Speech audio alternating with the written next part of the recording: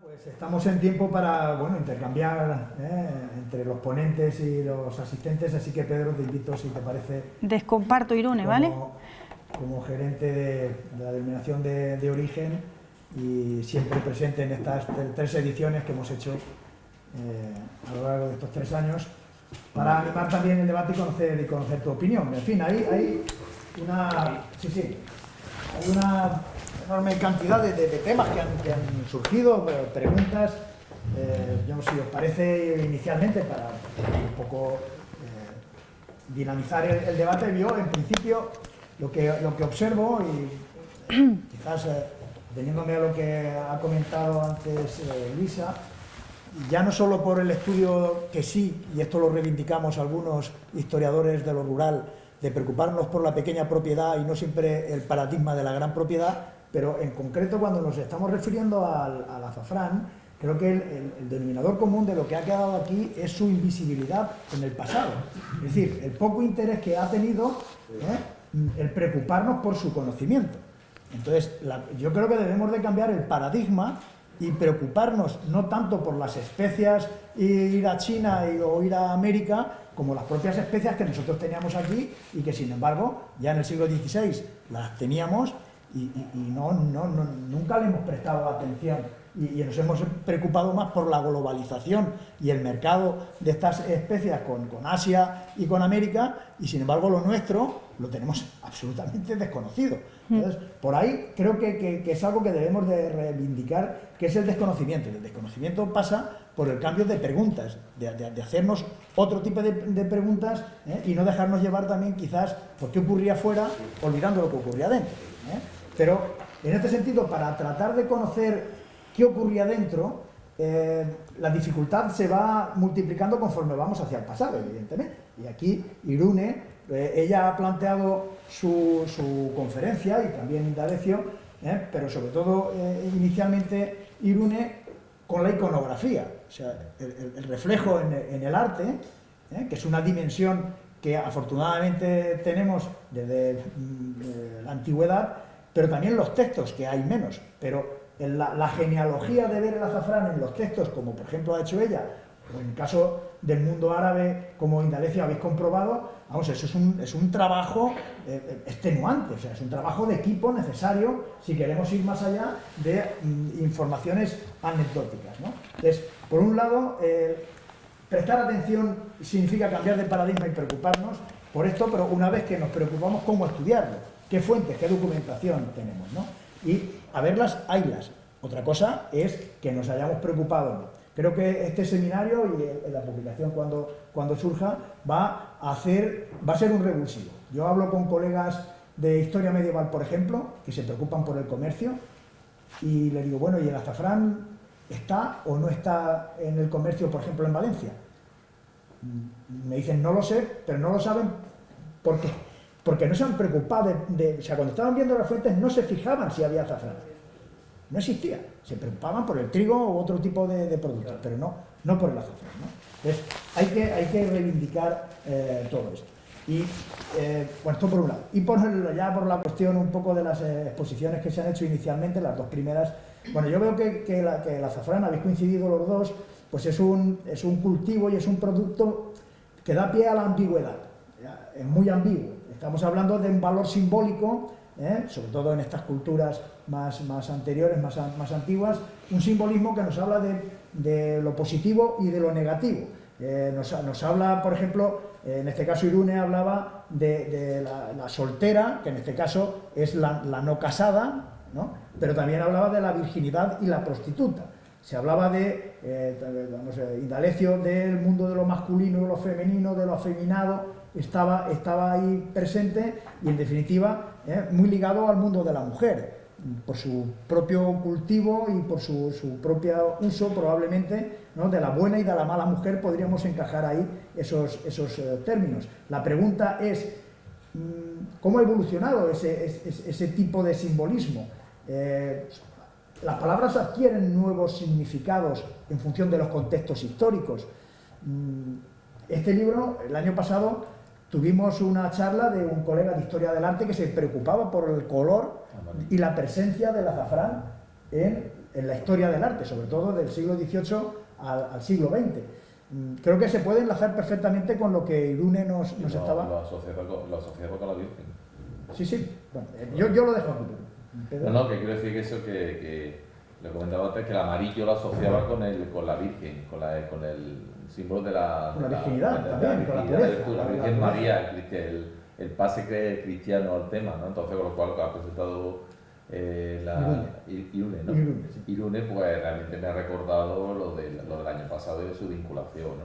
Con lo cual es muy, muy interesante y muestra la complejidad y los tantos matices que tiene este producto, tanto históricamente como antropológicamente, geográficamente y todos los mentes que queráis, pero tenemos algo muy, muy, muy importante, ¿no? Yo sí quería hacer una pequeña, primero que está, como sabéis, está aquí Carlos, que me acompaña como presidente de la DEO, que bueno, cualquier intervención que podamos hacer de forma conjunta, que me complemente. Y quería decir que, bueno, que este tercer seminario, pues realmente sigue planteando cuestiones muy interesantes y lo que nos está planteando nos está abriendo cada día más ganas. O sea, hicimos el primero, hicimos el segundo, estamos en el tercero y regresamos al 15 y estaremos ampliando. Y que, por supuesto, desde la DEO, y hablo en nombre de Carlos y que es el presidente del patronato, para el año que viene pues vaya a tener todo nuestro apoyo de poder hacer, de que hagamos este documento histórico que contenga toda la documentación que hasta ahora se ha presentado en estos 3 años y que pueda darse a luz. A mí me he apuntado que si esta sensación de desconocimiento del azafrán en España ocurre en otros países. Esa es una pura pregunta. Es decir, esto ocurre en Grecia, que hay otra denominación de origen, esto ocurre en Italia, que es otra denominación de origen. Sería interesante poder, desde el punto de vista internacional, vamos a decirle oscurantismo, ¿no? Porque es una forma de simplificar. ¿El oscurantismo del mundo del azafrán es propio de España o es propio del producto en sí? ¿Es propio de ese mundo que ocupa, de ese elementos polifacéticos o es asociado al producto o es a la cultura y al tipo de hacer el azafrán en España? Porque realmente uno de los motivos por los cuales fundamental, por los cuales no hay información, y es una opinión mía, sobre el azafrán es porque nunca se le ha dado importancia a este cultivo.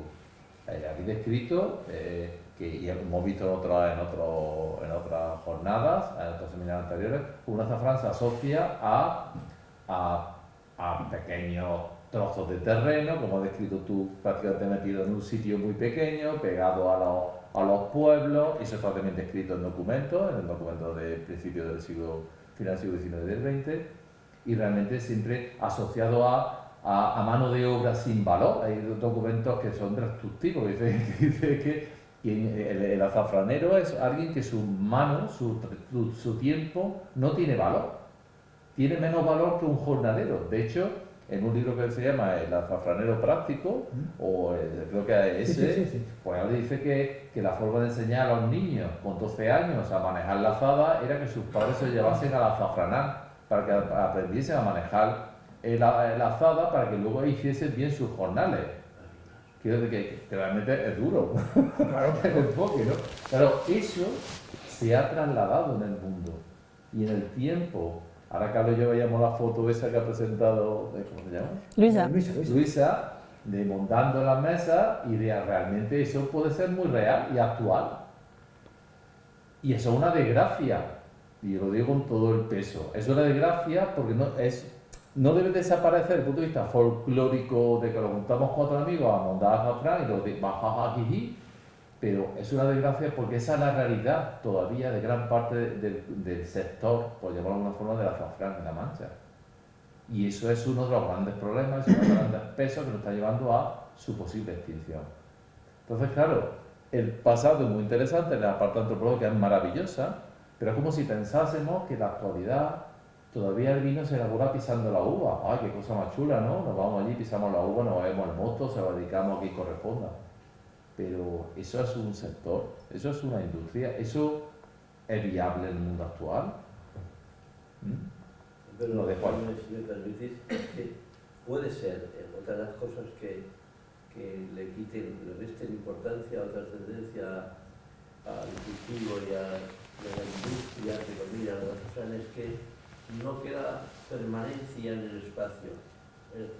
Lo único que vemos es en flor. Después todo se desarrolla en una mesa, en un cuarto de estar, con un brasero, o con calefacción, quizá en ese sitio. Y ya no queda, no hay, por ejemplo, y no se puede comparar, pero hay que intentar transferir esto. La vendimia es la parcela de la viña, y luego la bodega, y luego el vino, el producto que se difunde y tal, y quedan ahí los edificios de la vendimia, los edificios tal. El olivar, lo mismo, queda el olivar, luego viene la almazara y todo esto. El azafrán, todo el producto se reduce a una caja que tiene una arroba que ojalá y tuviéramos una arroba de azafrán en algún momento para tener un capital, ¿verdad? Pero yo pienso que puede estar en el subconsciente, es decir, desaparece del paisaje, tanto de lo construido como de... Bueno, lo único es en estas fechas de floración de la rosa, y que como está tan diseminado, pues aquellos que tienen la fortuna de pasar por allí ven yo tengo fotos hechas porque tengo una foto del año puro, ¿no? Pero no pensáis que puede ser eso también, que el azafrán se guarda ¿cómo se decía? Como loro. Sí, en las arcas. Y los documentos oficiales de la escritura. Precisamente lo que está señalando es un síntoma de digamos, cómo se ha tratado este cultivo, cómo se ha destinado este cultivo. Es decir, familias, para que no sea nunca ha sido un sector como tal agrícola, de la razón de que sea un sector agrícola, es otra cosa, que es algo sin importancia como complemento agrícola, como complemento de jornalero, y por tanto es lógico que sea jornalero que hace con eso. Lo saca, ¿por qué? Porque se trabajaba en momentos y por personas que no tenían valor su mano, su obra de trabajo. En el caso de las mujeres, de los niños, de los mayores, de forma colectiva, los vecinos, los familiares, nos echamos una mano para entre todos sacar un poquito de dinero y guardarlo. Efectivamente, ese oscurantismo que tú dices es debido a cómo se ha tratado la azafrán y cómo el sector se ha enfocado, y como consecuencia de ello se ocultaba, se guardaba. El mercado es oscuro, el mercado es, tú te acercas a la mentalidad de muchos comerciadores de azafrán, una cosa así como extraña, ¿sabes? Yo no soy de La Mancha, pero llevo ya 20 años viviendo aquí, quiero mucho esta tierra, y yo vengo del sector del olivar, de la viña, del queso, etcétera, ¿no? Y efectivamente, cuando llega aquí choca, dice, pero esta gente de qué va. Claro, pero tú no entiendes. A mí me costó muchos años entenderlo. Ahora lo entiendo perfectamente. Pero ese es el problema, que se ha dado ese enfoque y como consecuencia tenemos eso. Lo que ha comentado Luisa, y perdona, es que ahora te lo muy bien. Perdona que hablo demasiado, pero bueno, es que Luisa ha comentado una cosa de un agujero en una escalera que había por no sé de qué año. Yo puedo decir... De la guerra civil, justo la guerra civil, sí. En el año 2016, no la guerra civil, año 2016, vino una señora de Madrid, que estaba yo en la oficina del Consejo Regulador, y me dijo, ¿cómo se apunta uno a esto? Porque para ello, el Consejo Regulador, imaginamos. Se lo explico, dice, usted ya no puede, usted tira, es que tengo un poco de azafrán. Digo, usted no puede ya, porque ya hemos empezado la campaña, se ha hecho una certificación. Ella no entendía, ella me quería apuntarse a un sitio que poner azafrán. Dice que tengo que llamar al albañil. Digo, como que claro, a mí ya me picó la curiosidad. Digo, ¿cómo el albañil? Y es que la señora tenía entre 8 y 10 kilos de azafrán emparedados. No debajo de la escalera, en su casa, en una pared, metía ahí el azafrán. ¿Desde cuándo? ¿Por qué? Porque ese es lo que llamamos oscurantismo. Hay proyectos en la actualidad que están planteando el cultivo del azafrán como si fuese de una bodega, es decir, un terreno, una nave, unas instalaciones en el campo de azafrán, haciendo actividades que muestren el azafrán durante todo el año. La DO ha impulsado la creación de los caminos del azafrán de La Mancha para recorrer el territorio no solo del azafrán y en el momento del azafrán, sino utilizando todos los recursos naturales y recursos artísticos que tiene todo el mundo del azafrán en La Mancha. Es decir, desde la DEO se está haciendo una labor de transparencia y de iluminación de ese. Y esta jornada lo que está pretendiendo es iluminarnos, sacarnos de su oscurantismo. Un poco referencia a la ambigüedad que se ha hablado, que históricamente ha estado relacionada con el azafrán, por hacer un símil de la actualidad, que yo creo que tiene que ver mucho con la globalización. La ambigüedad que existe actualmente en nuestro sector es, por un lado, el azafrán de mejor calidad que se obtiene en La Mancha, amparado por el paraguas de la marca de calidad diferenciada de la DEO, y ese oscurantismo que al final, comercialmente, es el que determina que se exporten 50.000 kilos de azafrán español cuando producimos 600. Esa es la ambigüedad. Y todo está vinculado también a las connotaciones tradicionales y culturales que no siempre son positivas. De ahí la mano de obra, por ejemplo, en La Monda, efectivamente la Monda da mucho trabajo, pero además es necesario reestructurar el sector porque esa mano de obra necesita estar en un estado, digamos, alegal, ¿no? De La Monda, por ejemplo, y además genera un embudo porque Claro. hay muchísima mano de obra visualización. Claro. Y de ahí la importancia de las nuevas propuestas que hay propuestas, y también respondiendo un poco a Luisa, ¿no? la pregunta que ha planteado, si el pasado es el futuro, yo creo que es absolutamente, es así, pero adaptándolo con ciertas connotaciones, ¿no? Adaptándolo al siglo XXI. Yo creo que la mecanización de la recogida y de la monda va a ser una realidad en los próximos 3-4 años, y esperemos que con la ayuda que estamos pidiendo a la Administración de la nota de prensa a la que he hecho referencia, y también, por supuesto, poniendo el conocimiento sobre la mesa, porque me ha parecido hoy una mañana muy interesante y agradezco realmente el trabajo que habéis hecho. Esas son las piedras sobre las que creo que hay que trabajar. Con Pedro tenemos conversaciones sobre esto largas y tendidas, y desde la DEO lo que hemos querido es precisamente darle transparencia al sector para empezar a trabajar prácticamente desde cero. Porque si no hay bibliografía sobre el azafrán, tampoco hay apoyo a la investigación, no hay recursos para mejorar. Tenemos el colmo de azafrán no está certificado, no hay una trazabilidad de la semilla. O sea, claro, estamos totalmente, es un sector, pues eso, que ha quedado en el folclore. Joder, está bien, ¿no? Pero no puede ser lo único. Hay gente que está apostando por el azafrán como un cultivo prioritario, y vamos, históricamente se ha demostrado que hasta que ha llegado la mecanización y la profesionalización en otros cultivos ha sido mucho más rentable que otros. Yo creo que puede seguir siéndolo, pero evidentemente adaptando a los tiempos en los que estamos. No podemos seguir reduciendo nuestro cultivo a la floración, a las 2 semanas de floración, que tengamos una visibilidad de 2 semanas en el año, cuando además es una actividad económica bastante importante para los que se dedican a ello. Bueno, yo lo que quería decir es que efectivamente es un problema estructural. O sea, lo estáis comentando porque al final vamos aterrizando, y el problema estructural desde el punto de vista que tú acabas de comentar, de la falta de transparencia y lo que cuesta, porque a mí me cuesta, como yo hablo con vosotros, cambiar de mentalidad del chip a los productores, porque claro, es un cultivo tradicional y arrastra una serie de inercias que son muy difíciles. Pero el problema va más allá. Yo creo que, no sé si, Irune, que tú has hablado del tema de las mujeres, aquí se ha hablado del tema de lo doméstico. Nosotros, por ejemplo, somos especialistas en el estudio de la historia de la familia. Parece que ese es un tema menor, parece que eso no es un tema histórico, porque lo que importa es la historia política, por ejemplo, la historia económica de los grandes números.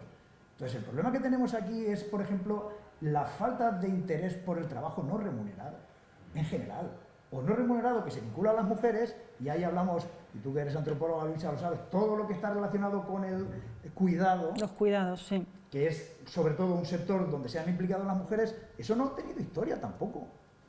Es lamentable, pero es así. Pero y ahora que la mano de obra es mano alegal, no vamos a decir ilegal, pero también es invisible, pues efectivamente no hay una cadena de producción, como decía Joaquín, donde se visibiliza el trabajo, pero también en el mercado, hay toda una serie de intereses creados. Aquí no, aquí queda un poco emparedado en la pared y en el ámbito de lo femenino. Seguimos emparedados, o sea que no hay otro Sí, yo trabajo. quería comentar también si o he pisado a alguien. No, pues. Sí, habla el lunes, claro. Sí, quería comentar precisamente esta curiosidad desgraciada de la que estamos hablando, de un producto apreciado, tan apreciado desde la antigüedad, que efectivamente nos encontramos con que no tenemos fuentes, concretamente en España, que parece que está un poco denostado, ¿no? Bueno, en cuanto a otros países, por ejemplo, yo ahora que estoy en Italia, la Toscana también es una zona bueno, el azafrán es importante, entonces el azafrán de Abruzzo. Yo sí que estoy viendo un intento también, como puede ser aquí en Castilla-La Mancha, de poner en valor estos productos de la zona, ¿no? Me parece que es algo un poquito que está ocurriendo en todos los países. No sé hasta qué punto aquí el azafrán está tan poco estudiado o está un poquito tan apartado. Y en cuanto un poquito a las razones,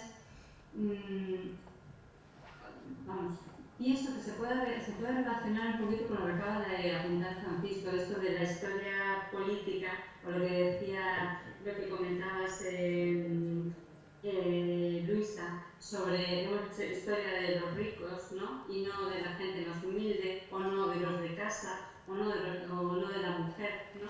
Y realmente lo que he hecho es, digamos, invisibilizar muchas, en este caso, productos, puede ser tareas, actividades que han quedado en el olvido, porque como efectivamente pues el conde no sé qué o la reina no sé qué o tal no lo desarrollaban, pues eso ha quedado atrás. Yo quería preguntar, habéis hablado de la producción del azafrán como algo familiar, rural, evidentemente, ¿no? Y quería preguntar, Luis ha comentado que no era exclusivamente femenino, que toda la familia participaba, pero si había, digamos, una segregación en el trabajo en el sentido de las mujeres lo trataban en la casa, los hombres eran los que lo cultivaban. Sí. Por ejemplo, me ha gustado mucho esa imagen que había hombres y mujeres preciosa de esa fotografía que estaban sanochando, creo que es el término, que Sí. estaban alrededor de la mesa. Sí. Me ha recordado un poquito muchas veces, claro, a esas imágenes de las mujeres griegas en el telar. El telar griego era donde ellas se reunían, bueno, espacios interiores evidentemente, porque no tenían mucha capacidad para estar fuera, pero eran unos espacios culturalmente en cuanto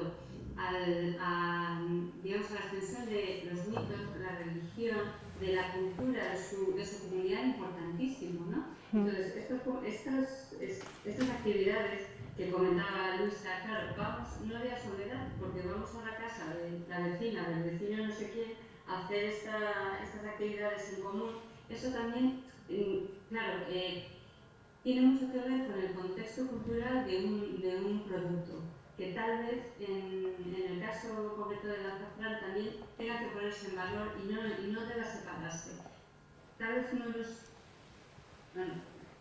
propongo, o no sé, o pienso, o reflexiono, tal vez uno de los errores que se cometen, no solo con el azafrán, sino con muchos productos, es siempre separar su actividad económica o su progresión económica con digamos, la cultura o la sociedad que lo está produciendo, cómo lo está consumiendo y el desarrollo de esa sociedad. Que creo que en este caso que puede resultar muy, muy claro, ¿no? Entonces, bueno, simplemente ese comentario, ¿no? Muy bien, Irene. Bueno, yo no quiero monopolizar, pero ya que Pedro ha intervenido y ha comentado qué ocurre en el extranjero, eso es un asunto que tenía anotado, pero además hace tiempo que le estoy dando vueltas y he hecho mis indagaciones, porque uno de los retos que teníamos es precisamente comparar lo que sabemos aquí con lo que se sabe fuera. Entonces, uno de los seminarios, que os emplazo si podemos encontrar financiación, no sé si encuentra o fuera, pero un seminario interesante sería hacer un seminario de historia comparada en relación al azafrán. Sí os digo que, por ejemplo, en Italia hay un colega que se dedica a esto con pasión. En Francia, mis amigos ruralistas, y son gente que tiene mucho peso, no conocen a nadie que haga historia sobre el azafrán. Habrá que hilar más fino, quizás en zonas más locales, En Grecia, pues habría que interrogar, pero no es fácil. No, creo que es una tendencia por lo que estamos comentando. Son cultivos domésticos, son cultivos de corto alcance, de una economía de subsistencia, que después tiene un impacto comercial importante, pero que queda, digamos, en los circuitos paralelos de la economía visible, ¿no? Entonces, pero yo creo que podría ser interesante, ya no para esta publicación, evidentemente, pero sí pensar en una clave más internacionalizada, para dar una mayor visibilidad a lo que todos estamos interesados, que es conocer la evolución del azafrán. Y entonces, en este sentido, hablando de evolución, Indalecio, claro, la pregunta que tú en realidad te hacías es si los árabes son continuistas del azafrán o aportan. Evidentemente, nosotros, una de las obsesiones que tenemos aquí es cómo llega el azafrán a España. Es decir, aquí el folclore, entre comillas, siempre los árabes están para todo. Al andaluz está ahí mismo y entonces es socorrido, es decir, bueno, pues lo trajeron los árabes y punto, ¿no? Sin embargo, las muestras no van por ese lado, parece ser. Y además es llamativo que, por ejemplo, en el siglo XVIII no quede absolutamente nada referenciado en Andalucía. Es posible que haya algo en la zona de Guadix, me parece que había por la zona tuya de Granada, pero en realidad donde está el azafrán es en la Mancha conquense. Cuando digo conquense es sur de Cuenca y norte de Albacete. Esa es la zona real del azafrán. Y luego en la zona de Jiloca, en Teruel. ¿Cómo aterriza el azafrán ahí? La cuestión es ¿cuál es el camino, el itinerario que sigue? Claro, nosotros tenemos que fijarnos en el pasado para ver este itinerario, para tratar de entender el presente, porque aquí se ha hablado, y Joaquín lo ha manifestado, de cómo decae, pero es que la decadencia del azafrán ya se observa desde principios del siglo XIX. O sea, que el boom del azafrán en realidad es, en ese momento experimental, creo yo, de la segunda mitad del siglo XVIII, y el catastro de la Ensenada es una buena fotografía, pero a medida que va avanzando el tiempo, y el siglo XIX, va decayendo el interés por el azafrán, también porque se experimenta, no todas las zonas sirven, y en este caso Irune, fíjate que había una propuesta en el siglo XVIII de tratar de cultivarlo en Galicia, porque, vamos, se sobraba agua, había un ambiente, era imposible, ¿no? Entonces, ¿qué ocurre a partir del siglo XIX para que cuando se va consolidando el capitalismo, porque es así, la economía de mercado, un cultivo de esta naturaleza vaya paulatinamente decayendo? Entonces, ahí hay muchas, la mecanización que has comentado, el topillo, hay muchas explicaciones. Pero entre otras también está, por ejemplo, la sustitución, uno, de cultivos. Yo creo que Sí, pero espera, de cultivos. Y dos de productos similares colorante, como puede ser el pimentón. Entonces, el pimentón de Murcia, que empieza a industrializarse en el siglo XIX y empieza a exportarse y demás, le hace una competencia desleal al azafrán. Luego, en mi opinión, conforme vamos avanzando en el sistema capitalista, en vez de que las desigualdades desaparezcan, se incrementan, el poder adquisitivo lo van teniendo cada vez menos personas, quien compra el azafrán son muy pocos y por lo tanto, digamos que se va reduciendo la demanda, pero también la producción. Pero digo que estas son hipótesis que debemos de cotejar y de comparar. Pero es una reflexión en voz alta para tratar de ver, en este caso con Indalecio, la presencia del azafrán en el mundo árabe, y tú has mencionado el Magreb. No sé si encontraríamos algún estudioso en el Magreb que en el pasado nos pudiera arrojar luz de cuál realmente era su cultivo en estas zonas. Hay poquísimo escrito sobre esto, es que realmente no hay nada escrito. Yo imagino que la profesora García Sánchez pues hablaría, o habrá hablado de esto en algún momento. Mira, yo los datos que he tenido, tengo aquí, justamente estaba buscando el hábitat, sobre el hábitat, que es una cuestión que yo no trato en absoluto, como habéis visto, pero que me planteaba también la pregunta de qué sabemos acerca de la distribución geográfica de los cultivos de azafrán, puesto que se habla mucho, lo que hemos dicho antes. El cultivo del azafrán lo introduce los árabes en el siglo VIII o IX y después propicia lo que es la expansión europea. Pero es que unos autores se copian a otros y no aportan fuentes. Esto es lamentable. Sabemos todos que es muy difícil encontrar una fuente, pero a la postre es que se repiten los mismos conceptos. Por Por ejemplo, mira, tengo aquí una cita del siglo XVI, un médico de la zona del Magreb, Al-Ghazali. Y este dice, abunda mucho la arándano, en Toledo, concretamente. Después habla también en Siria, en la región del Jurasán, en Asia Central, y entre nosotros, dice, en el Magreb y la localización. Una de las mejores provincias distintas para el futuro es Marrakech. Y también en Fez, dice, un poco en huerto y jardines. Es interesantísimo porque también nos está hablando de qué forma de explotación. Claro, claro. No sabemos si son explotaciones a gran escala o explotaciones, como en este caso, por el huerto. Un autor muy interesante, Abulgeir. Abulgeir era un autor de Sevilla, del siglo XI, y es una persona que aporta datos de gran valor porque gran parte de la información que nos da es información de primera mano, es lo que él ve, es lo que él cuenta. Y nuevamente vuelvo a decir lo mismo, el mejor es el que crece en la región de Toledo y en la marca superior. La marca superior es la zona de Zaragoza, de Teruel, el Valle de Girón, etc.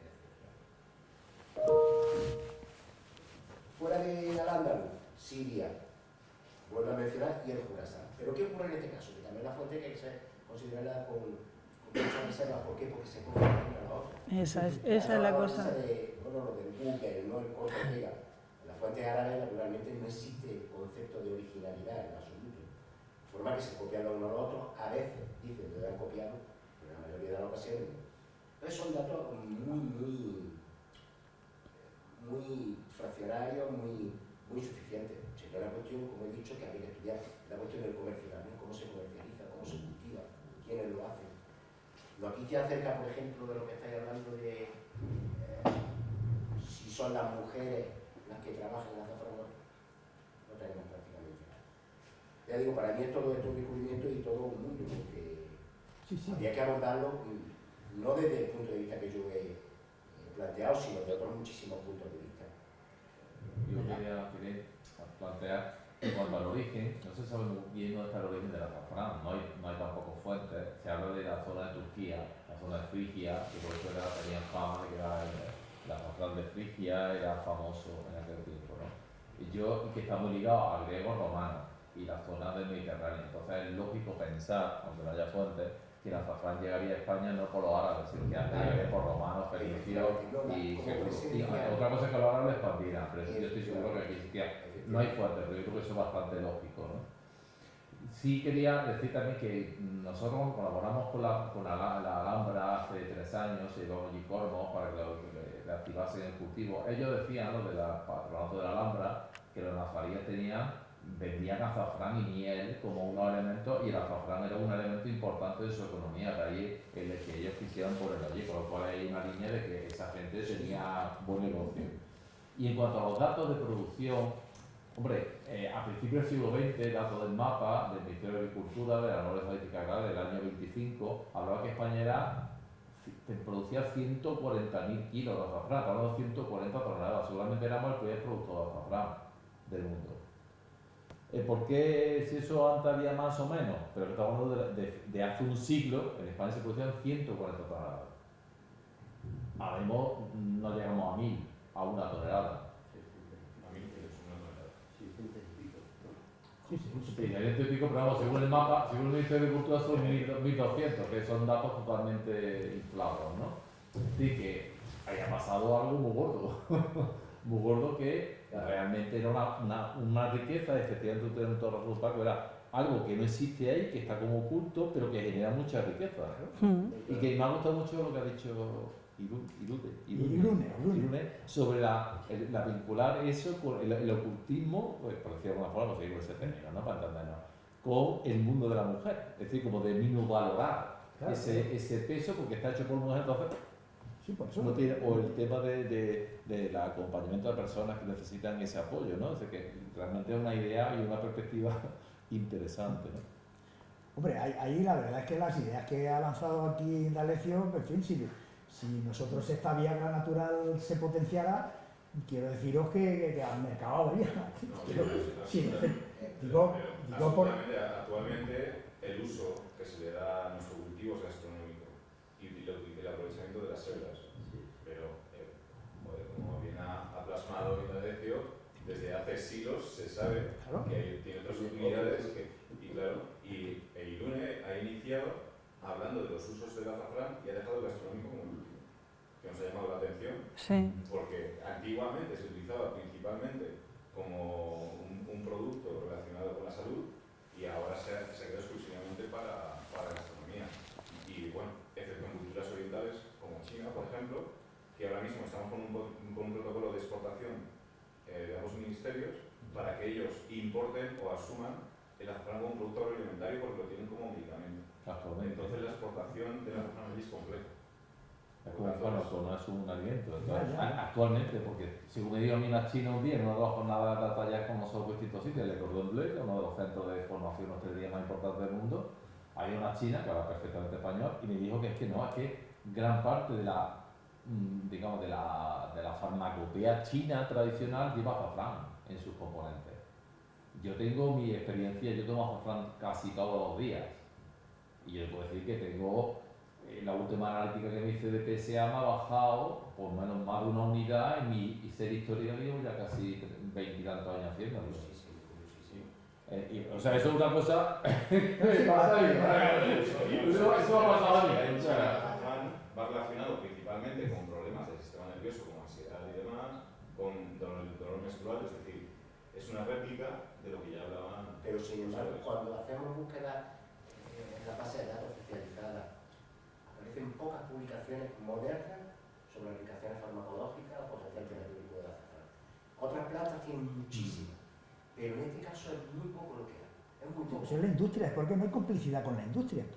Digo, pues, habrá que buscar, no sé de qué manera. Yo creo que yo la he quedado patente, ¿no? O sea, esto es un sector opaco. No interesa No que se ve, haya, es decir, que que haya- no se ve. no interesa que haya estas iniciativas. Claro.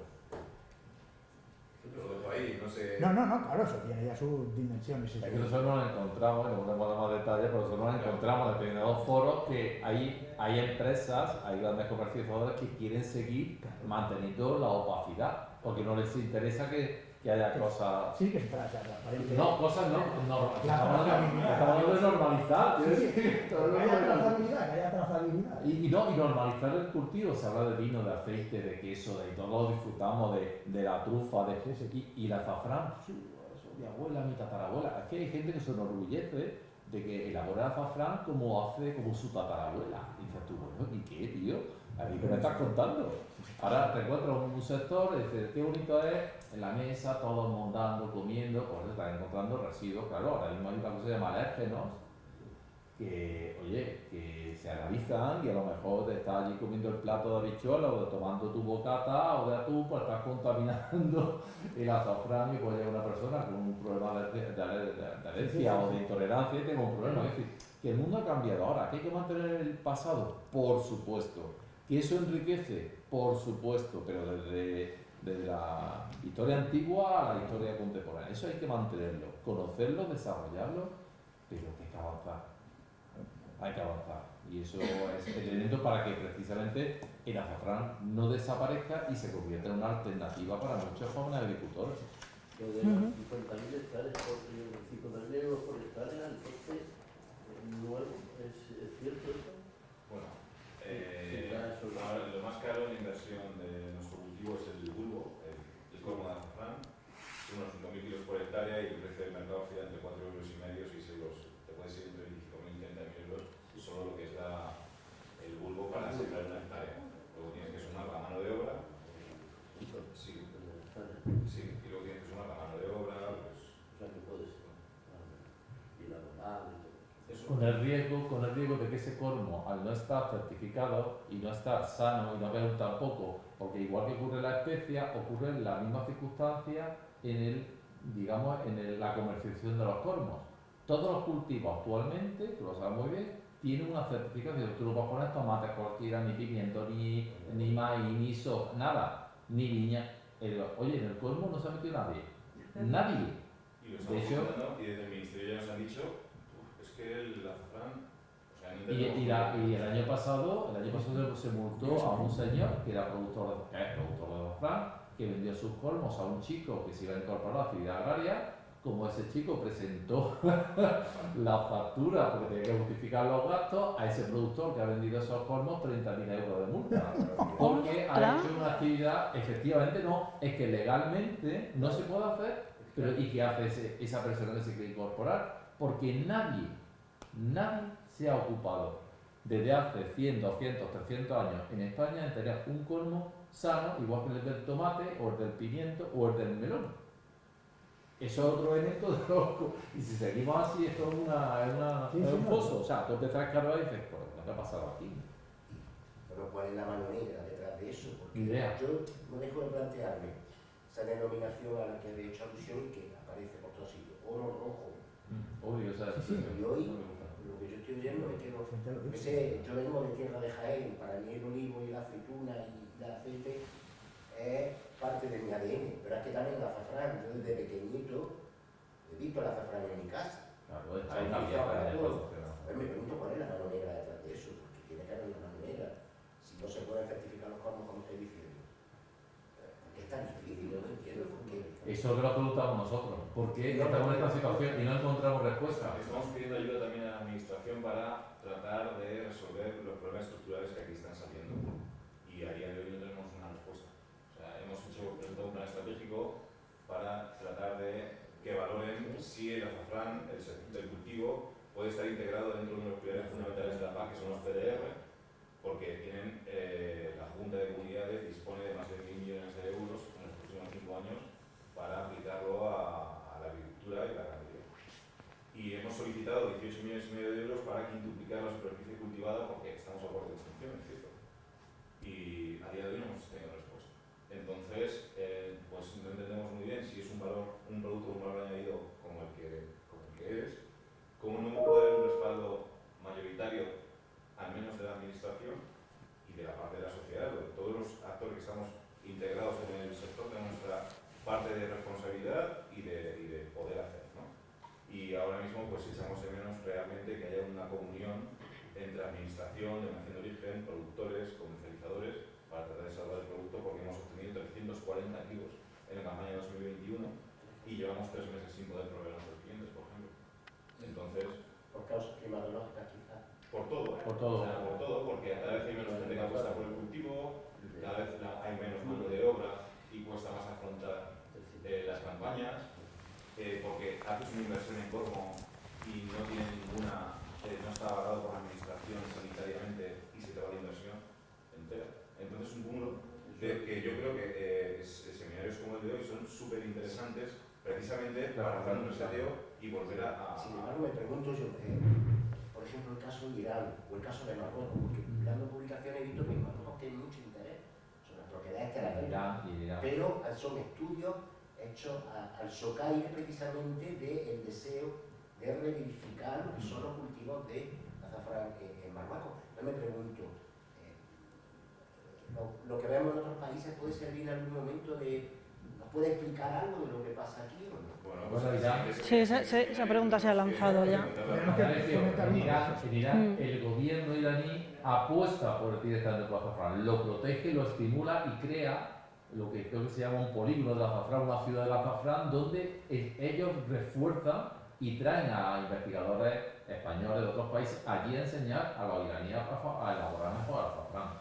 Hay un elemento muy importante y es que, a diferencia de otros cultivos que hay agricultores profesionales, o sea, está profesionalizado el sector, en el mundo del azafrán habrá un 2-3%, no sé si me equivoco, de agricultores, realmente agricultores de azafrán. ¿Por qué? Y volvemos a lo que dije al principio.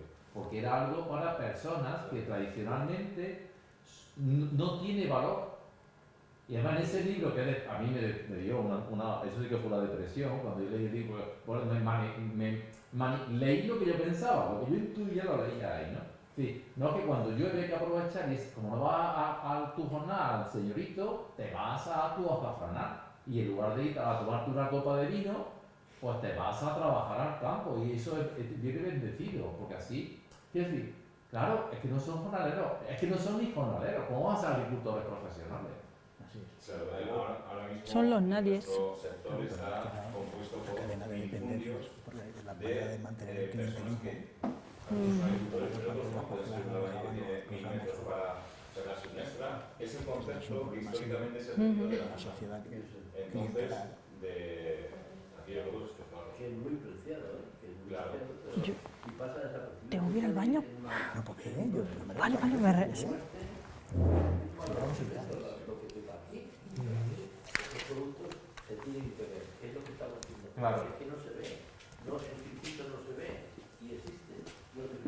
De hecho, Mira, somos- hay un dato- somos hablando de los pocos productos que no tenemos problemas en la comercialización. Claro. Veáis otro dentro del concepto de los agricultores. Un agricultor puede tener viña, olivar, cereales. Sí, sí. Sin embargo, si tienes un libro de campo, se lo pides para Zafran, y el año pasado un productor nos dijo, pues esto que es como un cultivo normal, un tío de tantos años. Y tenía viña, olivar y tenía... entonces, no quiere saber lo que es un cuaderno de campo.